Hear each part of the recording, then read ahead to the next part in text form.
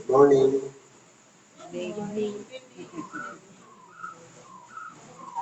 Sabi niya, dapat always morning. Para fresh. Sa pangalan po ng nakilang Panginoong Jesucristo, nakikita din po ng kami minuto tayo may gagawin tayo alas 11. Ang talakayin po ng kanyang sa akin, yun sa Lucas 22:24-30.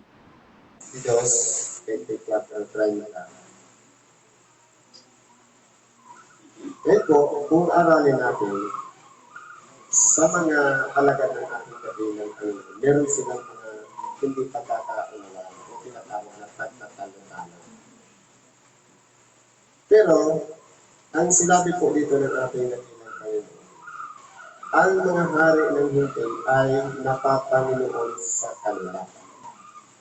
Dahil po, kumbaga, pag namumuno, pinapanginoon, itinataas o pinapapurihan. Pero po, ang ginawang halimbawa ng ating dakilang Panginoon, datapwat sa iyo hindi gayon, kundi bagkus ang lalong dakila sa inyo ay maging tulad sa lalong bata. Ano po ba ang dapat na mag-uugali ng isang leader? Wala pong iba, binibigay na halimbawa ang maging mapagtapumpara. Yung bang isipan na mapagkailangan. Kumbaga, kasi kung halimbawa sa tismay na, sa sarili, magmamakulit na, o magmamalaki na. Pero kung halimbawa, may pagpapahalaga sa kapwa na parang ituturing natin na wala tayong alam at mas marunong yung iba sa atin, ilalagay natin ang ating sarili sa mababang kalagayan. Kaya po ang bata, kung titingnan natin, mapagkailangan ang bata. Nakasandal sa magulang, palaging naghihingi at naghahanap. Kung gusto natin matuto na para maging leader o mamuno, dadaan tayo sa pagiging isang bata o mababang kalagayan. Dahil po, ang ating dakilang Panginoon, marahil siya po ay leader. Pero po, hindi niya inisip na parangalan siya o papurihan, kundi okay lang sa kanya ang laitin. Okay lang sa kanya na pagdudahan.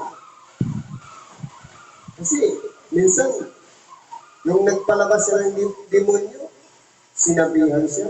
Hindi yan nagpapalabas ng demonyo sa pangalan ng Diyos, kundi sa pangalan ni Beelzebub.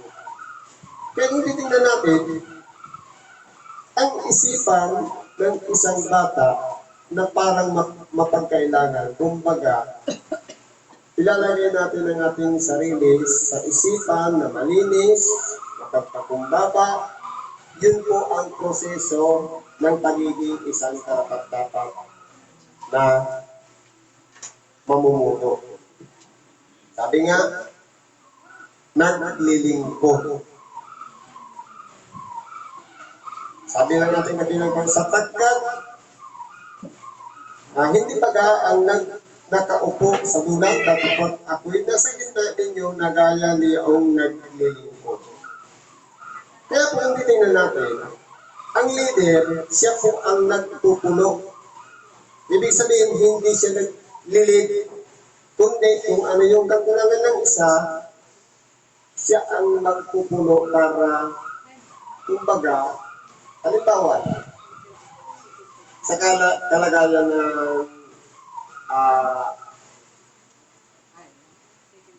pamunuan, o halimbawa, sa kasangkapan, talagay natin yung aslam na nangyari.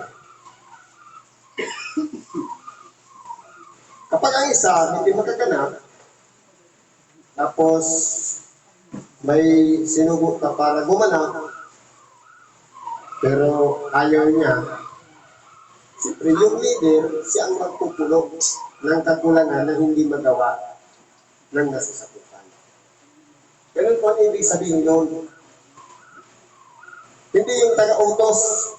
Kundi maliban doon sa pag-utos, kung hindi talaga kaya ng inutosan, ikaw mismo ang magpupulpil o magpupuno ng kakulangan.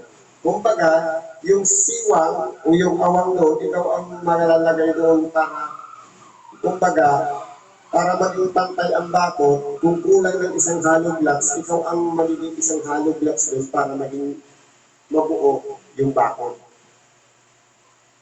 Kaya po dito, sa halimbawa ng ating kabilang Panginoon, tatapat kayo ay yaong nagsipanatili sa atin sa mga pagtukso sa atin.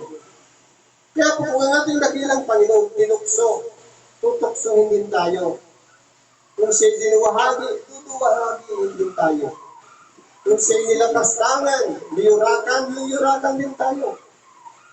Ibig sabihin, kung dinanas lahat yun ng ating kabilang Panginoon, at nagtagumpay siya, kinakailangan danasin din natin para magtagumpay din tayo sapagkat nasa proseso po yan.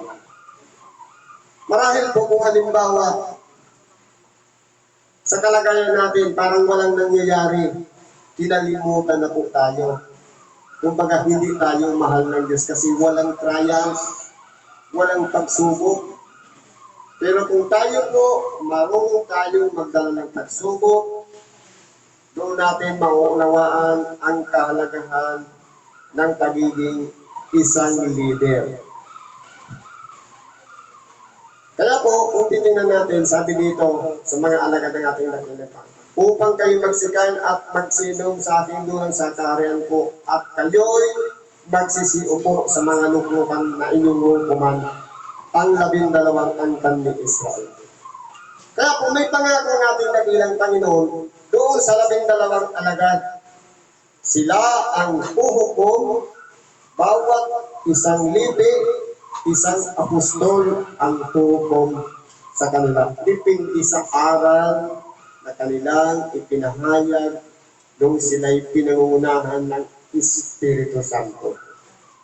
Ibig sabihin ng paghuhukom, yung mga salitang ipinangaral, yun ay yung pagbabatayan ng mga ginawa ng mga tao.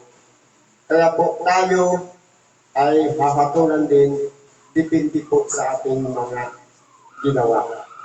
Kaya po para tayo magtagumpay, ito lang ang susi.